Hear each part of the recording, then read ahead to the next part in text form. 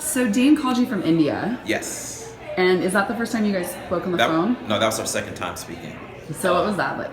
It was like, I mean, Dain's like my brother from another mother. You know, I can't wait to meet him in person. I was really like, man, what other lifetimes have we been together? And I'm vibing with this brother. I'm really vibing with him big time. And every time I speak to him, it's bits of encouragement, to help me. So you're excited to meet him, huh? I'm so excited to meet him. So excited. John Ashford. Oh my God. My brother from another mother.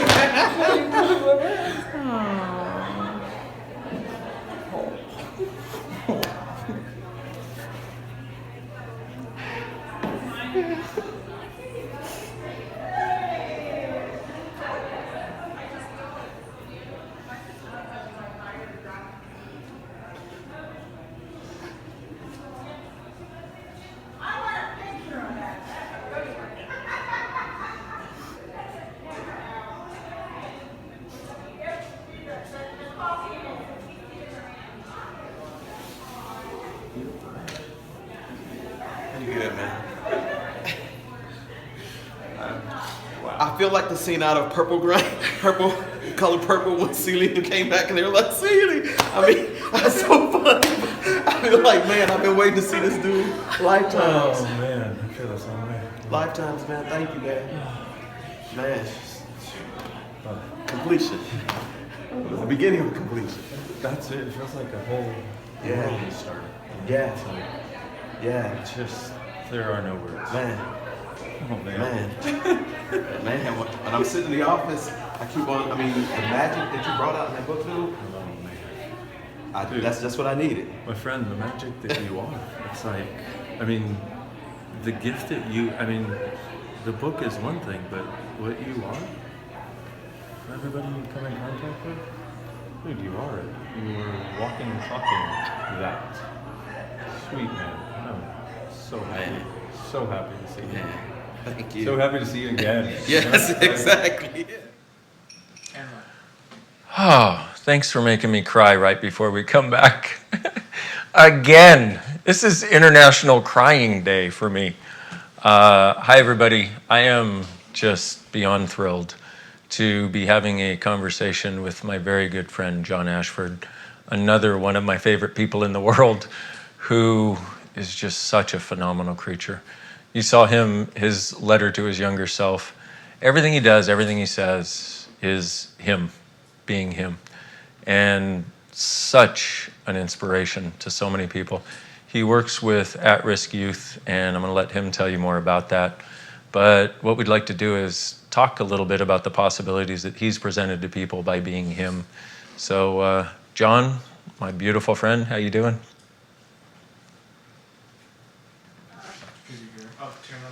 Hold on, we're working on our audio situation here. Battery 5. Oh, I have it here. Okay, we're now. Go ahead, I think. I hear you. Okay, there we Yes, go. yes. Awesome. How you doing, my great friend? I'm doing wonderful. How about yourself? Oh, phenomenal. And seeing that meeting, it's like this thing, it truly is like my brother from another mother. It's just like, there he is, and you just know. And there's also, it's like, seems like everybody else requires words, but there really aren't any. Nothing matches that energy. It just is. And so you are this phenomenal example of being for people. And you work, can you talk a little bit about what you do? And Yeah, for sure. I've been working for Multnomah County for about 31 years now. And I work with juveniles and their families that have come into having law violations. And my job presently, I started off on the gang unit. I've done community detention. And now presently I am actually doing informal. And informal are young people come into the system that this is the first or second time offense. And my job is to divert them out of the system. And so I got this idea. I happened to find this book somehow, just floating around in space, Being You Changing the World book. And I read it. And in the process of reading it, after about 3 months of reading, I was like, I wonder would this book have an impact on my clients?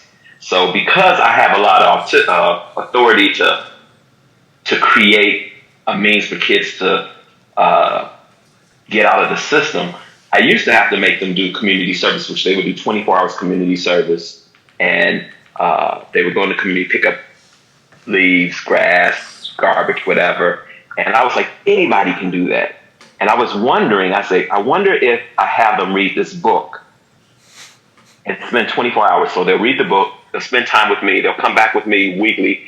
And would that have a greater impact other than picking up garbage? A monkey can pick up garbage. So I was like, let's see if something can change. Well, I got the first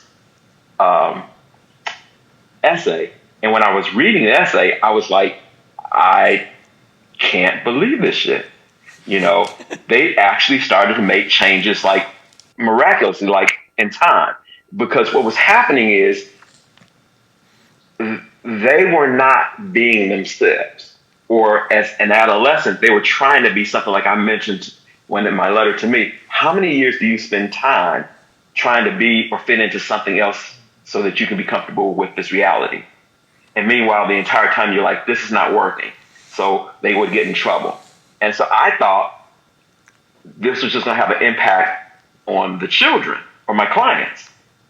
Then parents start coming back and they were like, well, we don't need to end this meeting yet or the time with you because we're fucking benefiting from this book.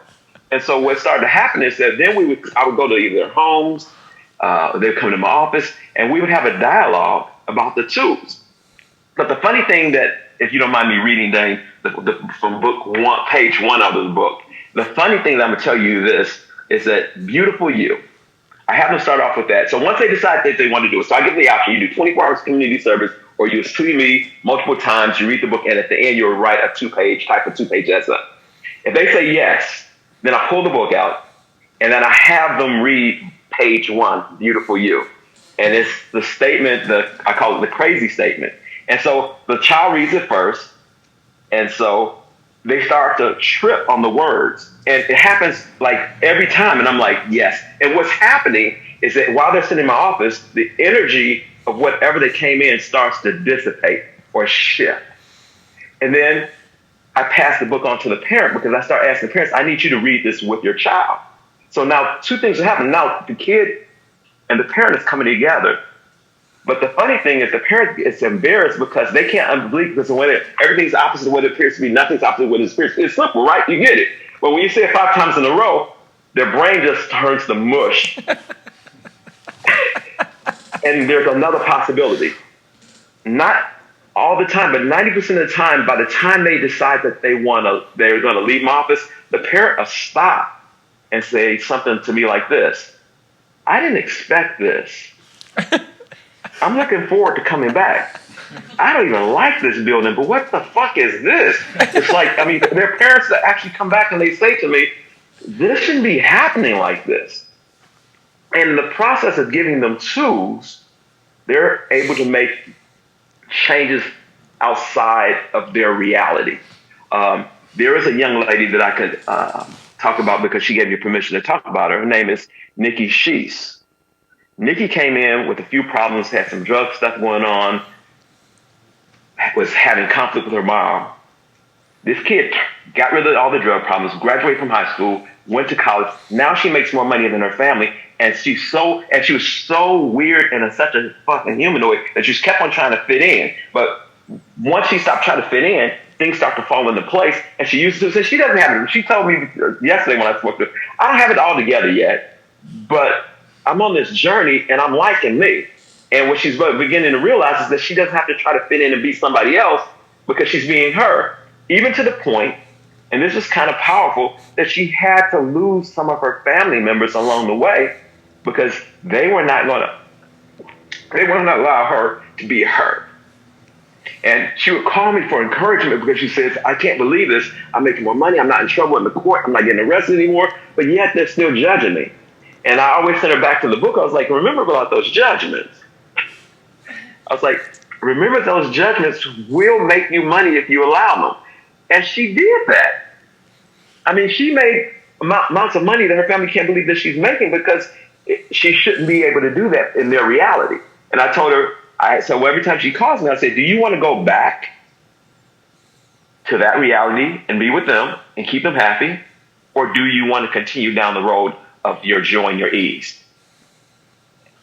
And she's making choices, and she says it's very painful. And I said, and one of the things I really, when I teach kids the tools out of being you, there's no space for judging those individuals who don't want to choose with you either. So if they decide to stay and they don't want to use your changes and your choices of change as an example of a possibility that they can choose, then you might have to let them go. And it's okay as long as you don't judge them. They'll come along when they're ready to come. You get it when you get it. And so she's just a prime example. And then I took the tool and I got really excited about this tool because in the same vein, there's a guy by the name of Tim Logan from a Sovalti program, and he invited me to come back in the domestic violence. And so when I brought the book, I was really nervous because some of these guys were just hot off the press of getting out of the system. And I was like, here I am, bringing this book with this white dude on the cover, and I'm sitting here and I'm talking to him, and I'm like, I got something for you. And one young man got bamboozled by the system, and he was going to go to jail, and he stayed after class, and he was in tears. He said, Mr. Ashford, I just got my kids back. I can't go to prison. And I said, I know, man. I said, but there's a tool that might change this. And it just came off the cuff, and I said, this is what I want you to do. I want you to return to sender everybody else's projections and bullshit that's in your life. And I want you to say this 100 times before you go to bed, 100 times in the morning. And when you touch the door, I want you to say when you open the door of the courtroom, all life comes to me with ease, joy, and glory. He went into the courtroom. There was a different judge. The district attorney that was on his ass wasn't present. He came back the following week and he was like, this is impossible. I was supposed to be sitting in jail. I got 3 months probation and they closed my case.